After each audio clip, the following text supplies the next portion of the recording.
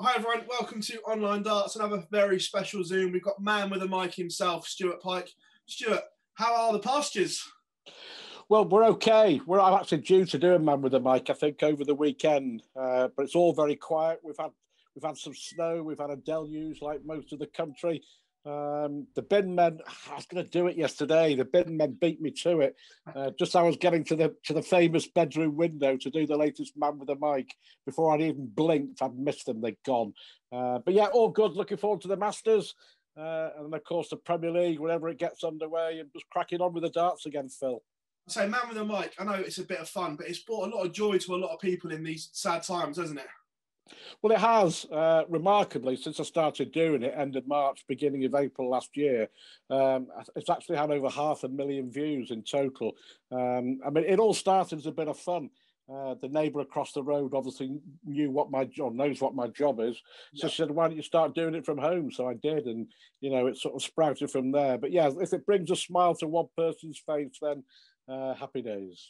The 2020 dart season is obviously now over. The World Championships, a stunning event. What was your take on the whole of last year, from normal to unnormal? It was a very strange year for sporting terms. Yeah, absolutely. I think it was very difficult, you know, for everybody, and of course very sad. I mean, I lost someone close to me to this wretched COVID, and but I think sport put a smile back on people's faces. And I think the fact that we were able to play so much darts is a testament to the whole team, you know, from the PDC to the stagehands to all the TV crews and to all the journalists, everything, you know, and everyone put everything into it, no more so than the players. Of course, they bought into it. And, you know, consistently, I thought, comparing the tournaments behind closed doors to the tournaments 12 months ago, produced actually better darts and more entertainment. And I think the stats, you'll know better than me, Phil, but I think the stats actually bear that out. But the fact that we were able to play to such a high standard and get the season finished was a remarkable achievement, without a doubt. Yeah, and we have a new world champion, a new world number one, and across the year, Gerwyn Price was the best player in 2020. And it's almost fitting that he was crowned world champion, because that doesn't always play out that way in sport, does it? No, absolutely. I think the same could be said for last year as well with Peter Wright. But yeah, I mean, listen, I'm sure there's a lot of darts fans that don't know or won't know Gerwyn Price as well as you and I. You know, he's actually quite a shy guy. Very. And his very much like Peter Wright, his stage persona is very different to the person that you would sit down and have a coffee with. And, you know, but don't ever take away that passion. You know, there's no doubt he crossed the line in that 2018 Grand Slam final against Gary Anderson, all very unsavoury. And I genuinely think he's learned from that. But don't put the genie back in the bottle. You know, and I was speaking to Gary Anderson about something else last night, coincidentally. Had a good catch up with him, and he was saying without a doubt that Price deserved to win. He had no complaints.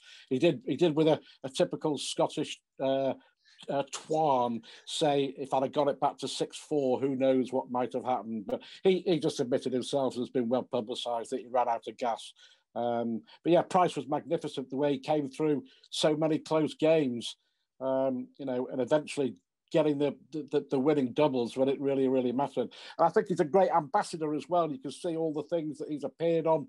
You know, there's a lot of people clamouring for a bit of Gerwyn Price, and great publicity for him, but great publicity for the sport as well. And I think he's going to be on Question of Sport as well soon, isn't he? So, you know, it's just great for the sport of darts, but, you know, thoroughly deserved. I mean, you know, I think I said in the game against Stephen Bunting, you may remember, that it was the 5 days after Bunting won Lakeside, Price tipped up at Q School. Yeah. And that's just a remarkable stat, but that's true. You know, and from what he's managed to go on and achieve in 6.5, 7 years is just a fantastic sporting story, let alone dart story. But yeah, I mean, I think the darts is lucky to have him, and long may it continue. Talking about Gary Anderson there, the mystique around the man is something else, because he turns up in no form whatsoever. Across this year as well, he gets to a match play final, he gets to a world final. This time last year, we were all saying, can Gary Anderson come back from this? The amount of money he's defending this year.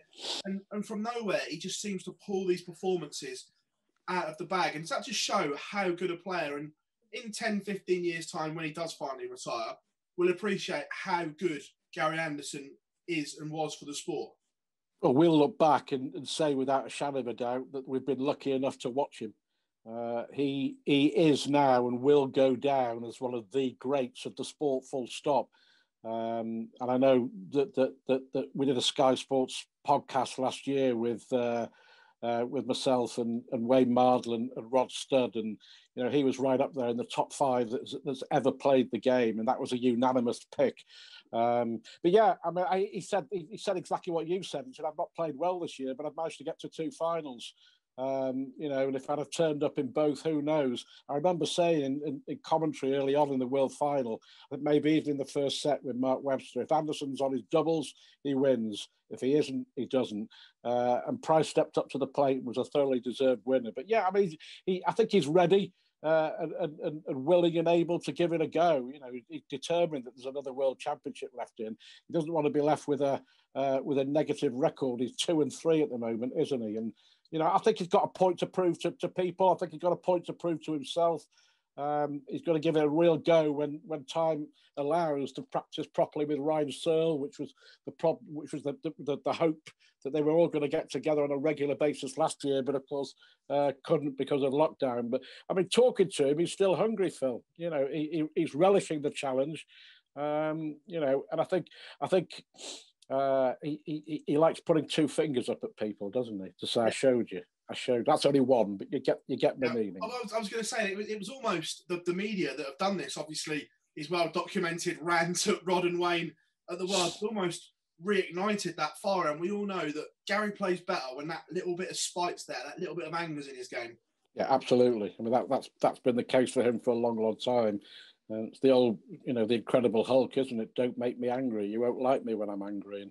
And I mean, definitely, it fired him up. I mean, we all loved it, didn't we? Every time we were going into the Sky media tent and Wayne was there, we just go, "Hello, Numpty," but of course that was all part of the joke. That was all part of it. Wayne loved it as well. Happy to contribute. He said, "Happy to contribute." But yeah, I mean, listen, a flying Gary Anderson is great for our sport. And whether you're a fan of his or not, you've got to agree that Gary Anderson, his very best, is just a joy to watch. Yeah, just touching on something that you said there as well. Obviously, Rod Studd, it was a horrible year. Obviously, someone that you were very close to. When that news first broke that he had suffered the stroke, what was that feeling like? And obviously, you speak to him. How is he now? Because at the Worlds, it wasn't. I've got to say that it wasn't the same without Mr. Studd there. No, absolutely. I mean, we all know what he's like. As we continue to say, he's an idiot, but he's our idiot. And we love him to bits. Like May the 19th, 2020. That's when it was, and I remember getting a message from Louise, his wife, a few hours after it happened, and he was unconscious for 48, 72 hours, and we just didn't know which way it was going to go. And I've been up to see him when time allows, and we talked 2 or 3 times a week. In fact, this very evening, we're having a FaceTime beer for an hour to catch up. So I'll no doubt not get a word in edgeways for 60 minutes, but that's okay. But yeah, listen, he's making really good progress. Initially, I think he was hoping that, he may be able to do a shift or 2 at the Worlds, but very much looking at the Premier League. He's not too far away from Sheffield or Manchester or Leeds, and perhaps coming in and doing a game and seeing how it is. But I have to say, he's very grateful for all the messages he's still receiving. And we're all very grateful that he's still alive. It was a very serious do, and he's getting there. But like all these things, it takes time. But he's very positive. He has a special physio who comes in 2 or 3 times a week. And he swears by her. And she gives him a lot of confidence. And I think all it is, Phil, is time. You know, the old cliche, time is a great healer, but I think in Rod's case it will be. And I'm sure that in 2021, we'll see him back doing what he does best. 100%. Looking ahead to 2021, as you said, the Masters on the horizon. We've moved to 24 players. First of all, do you like that? And secondly, in that opening round, there is some big ties and some must-win games for a few players. Yeah, I absolutely. I think the jury's still out on 24. Let's see how it pans out when the tournament comes around. I mean, the Masters was always the elite, the top 16. You know, but I think there is a case. There is, when you look at players 17 to 24, there's certainly a case for doing that. You know, and if you know, let's be honest, the PDC haven't got much wrong over the years, have they? So, but we'll see. We'll see come next week. Yeah, I mean, there are some really big games, but for me, that there is one man who I can't wait to see, and that's Michael van Gerwen. You know, for whatever we all, I mean, I know you're very close to him and you talk to him regularly, but this is make no mistake, it's a huge year, because the more successful you are, the more pressure you're on, especially when you're not successful. You know, by his high standards, 2020 was an absolute nightmare for a lot of reasons. But you know, he I think has everything to prove, but I think it's all to himself. You know, he doesn't like losing. I mean, you know, who does? But I think it's going to be a very interesting year, because he is determined to prove that he can get back to where he was from, you know, winning that first one in Dublin in 2012, and, you know, just basically sweeping aside all the opposition. But you know, he will be judged, and he knows this, by how many world championships he's won, and that number is still only 3. I think that's the big surprise for me, and I think it's a big surprise for everybody. But people are catching up as well. I just wonder whether, I know it's been said many times, whether the fear factor's gone. You know, it's certainly, when you see Simon Whitlock and Dave Chisnall doing what they did to him in 2020, which you would think was unheard of before a dart was thrown, because, you know, a lot of the time they were already beaten before they actually stepped on the stage because of their awful records against him. But listen, like with Gary Anderson, we all want to see Michael van Gerwen at his best. I mean, I was privileged to do the World Championship game against Joe Cullen in 18 years of doing this, in the top 3 games that I've ever done, ever. You know, and I think John Part and I at the end were just commentating as fans. That's how good it was. But Van Gerwen, for me, huge year. And, you know, in 12 months' time, will we be talking about a 4th World Championship? Will we be talking about a player who's yet to be at his best? Or will we be talking about a player who's, you know, peaked? You know, it's all really interesting questions. But I'd back him to bounce back. I really would. One of the other games that really jumps off the page, especially after the World Championship, is Michael Smith against Adrian Lewis. 2 players that it is almost a must-win game, even this early in the season, because what's on the line for the pair of them? Adrian Lewis fighting for his absolute life to stay in that top 32 now because of the slide. And Michael Smith, we all know the talent, but the questions are always there. The questions will remain. You know, quite rightly, they will remain until he breaks that barrier and wins a big one. Listen, he lives about a mile and a half away from me. And if I look out of my window and over the fields, I could probably wave at him through his back window. So, you know, I know him really well. It'd be great for him to win one. But, you know, he's talked the talk, and he's not quite walked the walk, has he? You know, in the Masters last year, again, you know, another one missing out, last leg, gone, finished, beaten, move on to the next one. But the more it happens, the more difficult it will become. You know, we look at Terry Jenkins. Yes, it's a yesteryear era, but it's the same scenario. Yeah. And for me, Michael Smith is a much better player than Terry Jenkins ever was. And Terry won't mind me saying, you know, he used to say, I pinch a living. You know, I sell my antiques and I pinch a living playing darts. So, but, you know, Michael has to do it. And each year goes by and I get asked the same question, you know, on a you know, bi-monthly basis. But there's only one man who can put it right, and that's him. As for Adrian, one of the nicest people that you would ever meet, you know, do anything for you. If you were down to your last 10p, he'd give you 100 quid and say, there you go. Even if that was his last money. You know, he's generous, he's kind, he's a lovely guy. Perhaps too nice. No, I don't know. But you know, he just hasn't shown, for me, enough in his game to suggest that he can reach those levels again. You know, I'd love him to be watching this, and I'd love him to say, right, I'm going to prove you wrong, and win a big one and say, there you go, Pikey, I prove you wrong. But, you know, it's difficult to see. This is, for me, this is the year. You know, because you know as well as I do. I mean, you're addicted to the order of merit and all those rankings. But another poor year, and he's gone. He's out of the top 32. And then, as we see with a lot of players over the years, it becomes extremely difficult. Yeah. Moving on, the Premier League you touched on earlier, we still have one space left, that hallowed 10th spot. Who is the front runner at the moment, do you feel, and who will get it? Chizzy's got to be the front runner, and then we'll see what happens in the Masters. Of course, it's a possibility for it all to change, you know. And I think that, in a way, that might be part of the reason, or some of the reason, that it's gone from 16 to 24, because a lot of those players who are added to the tournament, you know, could rightly put their hands up and say, well, you know, I've got a right or a chance, or, you know, to give it a go and be in there.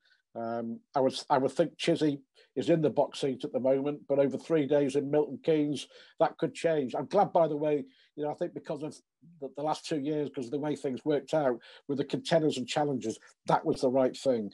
I think they're back to the right thing now with 10 players and losing 2 after judgment night. 2021, obviously, we've all got huge hope for it. We hope we're going to go back to the wonderful venues of the Winter Gardens and everything like that. What are you pinning your hopes on in the darting world for 2021? Just some normality? I think so.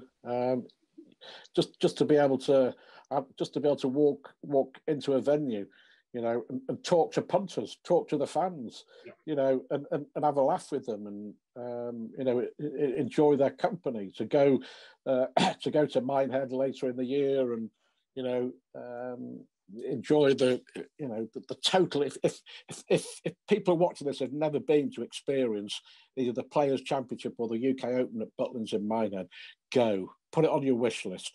Save up some money every week. You'll have a whale of a time. And you know, for me, the Mecca at the Winter Gardens, and then to have, you know, it just felt as if we were robbed at the Ali Pali, one night of crowds, and then that was it, gone. I think that's the wish for everybody, that we get back to some sort of normalcy. You know, I do wonder. You know, the PDC has done an absolutely fantastic job. You know, don't forget, they've honoured everything. Absolutely honoured everything. They've helped the players. The prize money has stayed the same, but just through pure economics, you know, if there's no people coming in, there's only so much a reserve fund can do, and there's only so long that the prize money can stay at the same level. You know, and that, you know, it's just like impossible. Yeah. You know, basically with the prize money and no income, 2 and 2 doesn't add up to 4. So, you know, for lots and lots of reasons, you know, we just need darts back, you know, as we've always known and loved it. Pikey, absolute pleasure taking time out to talk to you all things darts, mate. Thank you very much for your time, and we look forward to the next man with a mic from the pastures. Thanks, Phil. Anytime, mate.